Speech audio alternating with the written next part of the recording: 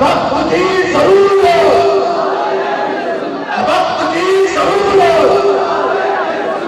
اگر آپ احبابی اتحادیہ اہل سنت چاہتے ہیں تو حضرت غازی شہید علیہ رحمہ کے اہل خانہ کی صدا کے اندر اپنی آواز کو ملا کر قائدین کے سامنے دونوں ہاتھ ملا کر لے کر آپ بھی کہیں کہ ہم اتحادیہ اہل سنت سے رہی ہے. وقت کی ضرورت، وقت کی ضرورت، وقت کی ضرورت.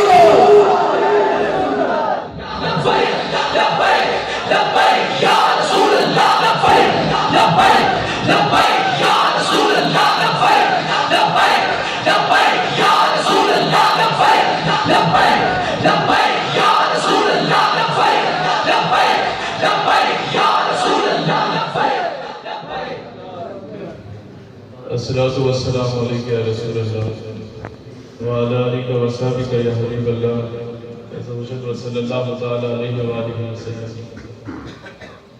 میں آج قائد اعظم محمد علی جناح رحمۃ اللہ علیہ اور علامہ محمد اقبال رحمۃ اللہ علیہ کی پیروی کرتے ہوئے یہاں پہ آیا ہوں. میرے قائد نے غازی علم الدین شہید کا کیس لڑا تھا، میرے اقبال نے غازی علم الدین ڈیفنس کمیٹی بنائی تھی. آج صحیح معنوں میں ان کی پیروی کرنا یہی ہے کہ اس دور کے گستاخ کو واصل جہنم کرنے والے کے دست و بازو بننے والے قائد اعظم اور محمد علی جناح تھے. تو اگر ان کی پیروی کرنا چاہتے ہیں تو آج ممتاز قادری کا دست و بازو بننا پڑے گا. یہ ہے نیا پاکستان، یہ ہے اصل پاکستان. اور میں ایک چیز واضح کرنا چاہوں گا، جب قائد اعظم رحمۃ اللہ علیہ کو وکیل کیا گیا، وہ جاتے ہیں جیل میں اور علم الدین شہید سے کہتے ہیں کہ علم الدین تم ایک مرتبہ کہہ دو کہ میں نے جب گستاخ کو واصل جہنم کیا تو میں ہوش میں نہیں تھا، تو میں تمام ثبوت کی روشنی میں تمہیں رہا کروا سکتا ہوں. غازی علم الدین نے جواب دیا کہ جناب والا زندگی چ پہلا کام کیتا ہے جڑا ہوش وچ رہ کے جی. ایک ہی سزا، گستاخ رسول کی ایک ہی سزا. کمرے عدالت میں جب علم الدین صاحب کو لے کے جایا جاتا ہے تو جج کہتا ہے کہ علم الدین تم نے گستاخ کو قتل کرنے قانون ہاتھ میں لیا، تم نے توہین عدالت کی ہے. تاریخی جواب ملتا ہے کہ جج صاحب جب آپ توہین عدالت برداشت نہیں کر سکتے تو مسلمان توہین رسالت کیسے برداشت کر سکتے؟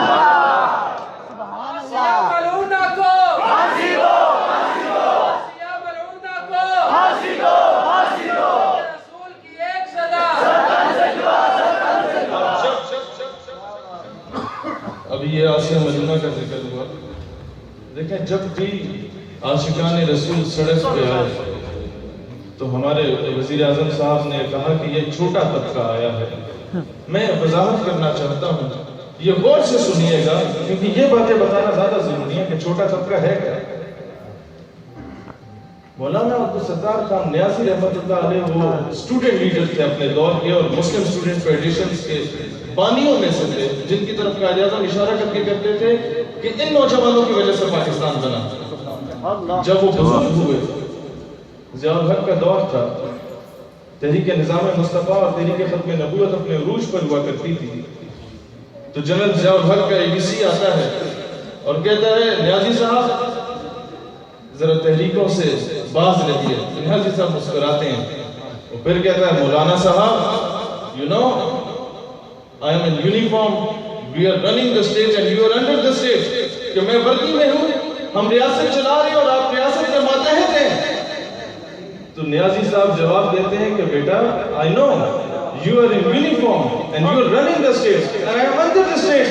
But listen to me very loud and clear. I was in uniform when you were in liquid state. میں اس وقت وردی میں محفوظ تھا جب تم پیدا بھی نہیں ہوئے. یہ کوئی جھوٹا تھا. کمرے عدالت میں لے کے جایا جاتا ہے. جج جوان تھا، یہ ساجد نثار اس طرح بزرگ نہیں تھا، وہ جوان تھا. وہ کہتا ہے نیازی تمہاری ساری زندگی تحریکوں میں گزری ہے. نیازی صاحب مسکرا کے جواب دیتے ہیں کہ بیٹا اگر نیازی تحریکوں میں زندگی نہ گزارتا تو تم اس کرسی پہ نہ بیٹھے ہوتے, کسی کھڑے پہ پکوڑے بیچ رہے ہوتے.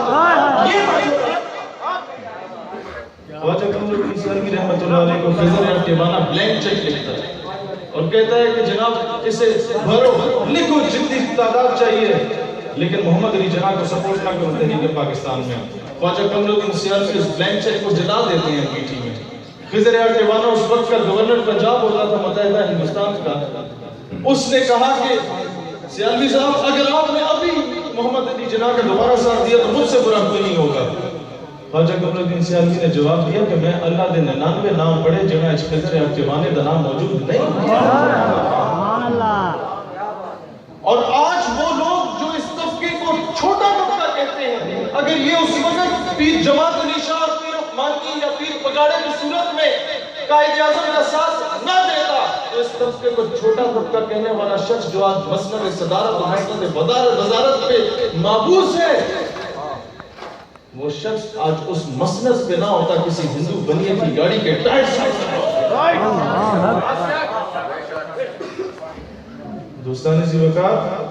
آج جو دیکھیں میں ایک چیز سمجھانا چاہتا ہوں, یہ چیز سمجھائی نہیں جاتی کہیں پر بھی, ہم جذبات میں آ کے بات کرتے ہیں.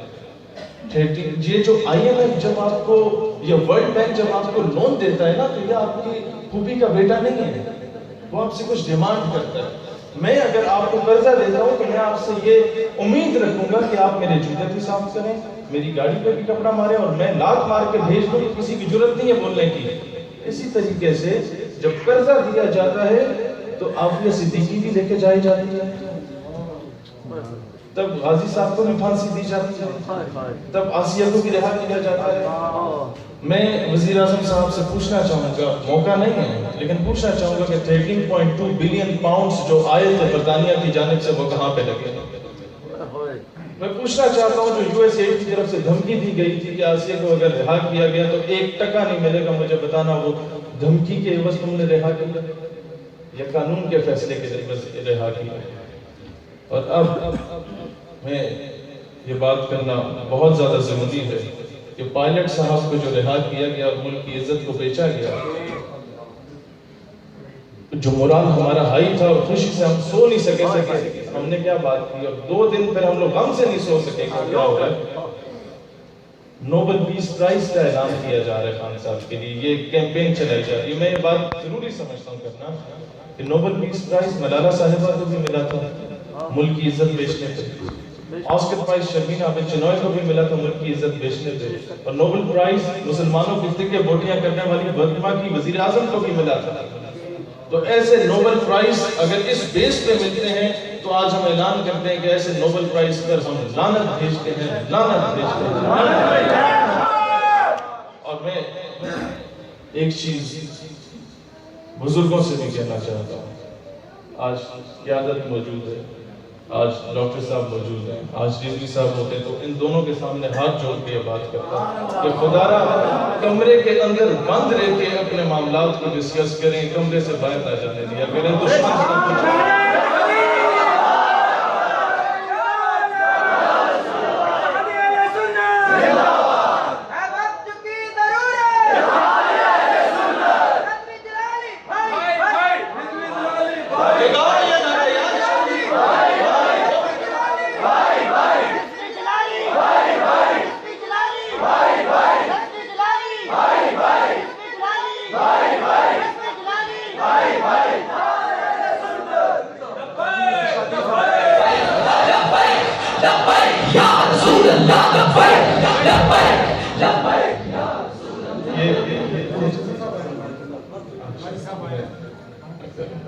آخر میں ایک پیغام میں غازی صاحب کے اہل خانہ کی جانب سے بھی اور تمام عاشقان رسول کی جانب سے بھی دینا چاہتا ہوں کہ پاکستان افواج جو ہے, پاکستان آرمی اگر حکم کرتی ہے تو انشاءاللہ تعالی غزوہ ہند کا پہلا دستہ غازی ممتاز قاضی کے مزار سے جانے کو اور ایک نعرے کا جواب آپ لوگوں نے یہ دینا ہے. کشمیری اپنی محبت کا اظہار کرتے ہیں, آج سوشل میڈیا سے ہم نے انہیں جواب دینا ہے. तमाम लोग खड़े होकर इस नारे का जवाब देंगे जो हम लोग कश्मीरियों को ये आवाज़ पहुंचाना चाहते हैं, पाकिस्तान का मतलब क्या? और ये आवाज़ कश्मीर तक जानी चाहिए, कश्मीरियों से रिश्ता क्या? और ये नारा जब लगाया जाता है तो लिबरल को बहुत आग लगती है, और हम ये नारा अमूमन कब लगाते हैं और हमने दलेरी के साथ लगाना है, हिंदुस्तान का एक इलाज अल जिहाद, अल जिहाद, हिंदुस्तान का एक इलाज, दलेरी से नारा लगाओ, बड़ी दुनिया को आग लगती है, हिंदुस्तान का एक इलाज, हिंदुस्तान का एक इलाज, कश्मीरियों से रिश्ता क्या? तशरीफ लाते गए किताब ज़ीशान के लिए